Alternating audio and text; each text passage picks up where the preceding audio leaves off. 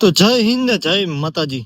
ફરી એકવાર ગોંડલ છે ચર્ચામાં એ રીતે એટલે મીડિયામાં જે અમુક મીડિયા પાસે બીજો કોઈ મુદ્દો જ નથી, માત્ર ને માત્ર ગોંડલ અને ગણેશભાઈ, બીજો કોઈ મુદ્દો જ નથી. એવું લાગે છે કે 2 મહિનાથી સતત ગણેશભાઈ અને ગોંડલ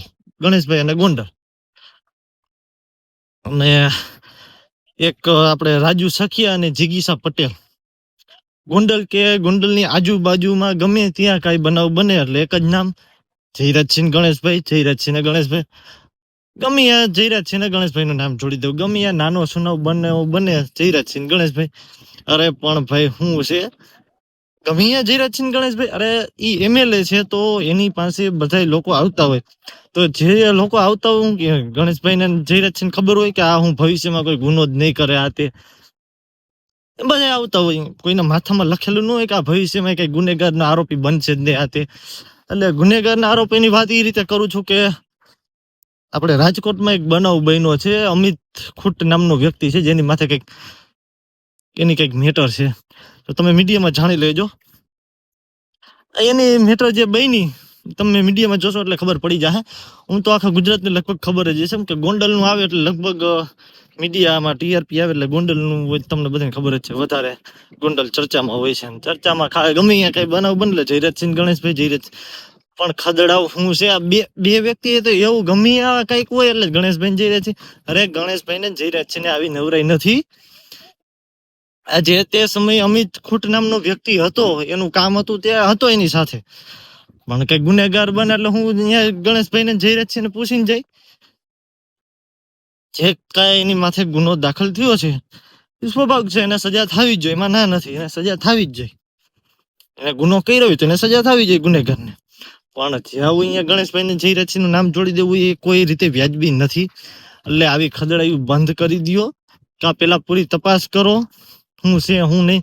જેવો અહીંયા ગણેશભાઈ ને જયરાજસિંહ એની સાથે હતો ને એની ગેંગમાં હતો ને તમારી ખદડાયું બંધ કરો. બે જ વ્યક્તિને હું કહું છું, તમને બધાને ખબર જ છે કોણ છે. મીડિયામાં માત્ર ને માત્ર આમ બસ એવા ગુનેગારોને બચાવવા વાળા નથી, એ લોકોના કામ કરે તો અહીંયા બધા જાય.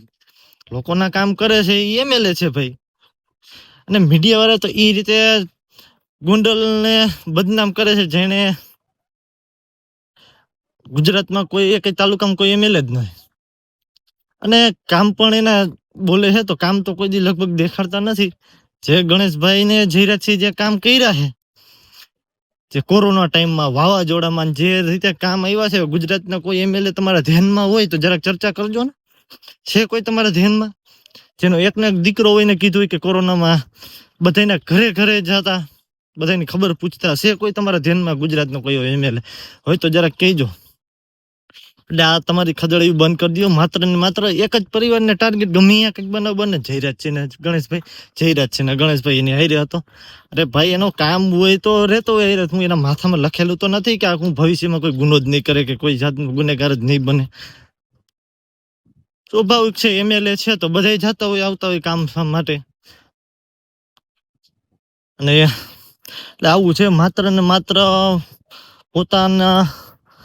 પોતાની ચેનલને ટીઆરપી વધારવા માટે એકને એક પરિવારને વારી ઘડીએ બદનામ કરવું આ કોઈ રીતે વ્યાજબી નથી. અને જોકે આખું ગુજરાત જાણે જ છે આ બે વ્યક્તિ જે જાતિવાદી માનસિકતા ધરાવે છે, જેનો કોઈ ઈલાજ નથી. કઈ રીતે માત્ર ને માત્ર જાતિવાદ. કઈ રીતે આપણે ગણેશભાઈ જયરાજસિંહને બદનામ કરી શકીએ, કઈ રીતે એને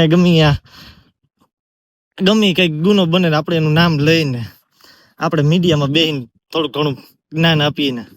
અરે ભાઈ તમને તમારો સમાજી ભાવ નથી પૂછતો એટલે ખોટા કોકને બદનામ કરવાનું રહેવા દો. હારા કામ કરીને આગળ આવો. કોણ તમને ના પડે? હારા કામ કરીને આગળ આવો. ઘણા કામ છે કર્યા જેવા, કરીને આવો. કોણ તમને ના પાડે? માત્ર ને માત્ર બદનામી ગમે કઈક થાય જયરાજસિંહ ગણેશભાઈ. અરે ભાઈ કામ કરીને બતાડો ને. કોણ તમને કામ કરો પછી ચૂંટણી લડીને મેદાનમાં આવી જાવ. ચૂંટણીમાં કીધું જ છે તમને કામ કરીને બતાડો. કોણ તમને ના? બધા તમને મત આપશે પણ ઈ નથી કરવું. બદનામ કરવા હે પેલા ગણેશભાઈ જયરાજસિંહ ખદડાવું. આવી ખદડાયું બંધ કરી દો. અને કોને કહું છું તમને બધાને ખબર છે, એક જિગીસા પટેલ અને એક રાજુ સખિયા જે માત્ર ને માત્ર ગમે અહીંયા હોય અહીંયા જયરાજસિંહ ને ગણેશભાઈને ટાર્ગેટ કરતા હોય છે. વારી ઘડીએ જાડેજા પરિવારને ટાર્ગેટ કરતા હોય છે તો એને જવાબ દેવો પણ જરૂરી છે. તો એટલો જ વિડીયો. તો જય હિન્દ ને જય માતાજી. ફરી પાછી વાર જો જરૂર પડશે તો આપણે પણ જવાબ આપશી. તો જય હિન્દ ને જય માતાજી.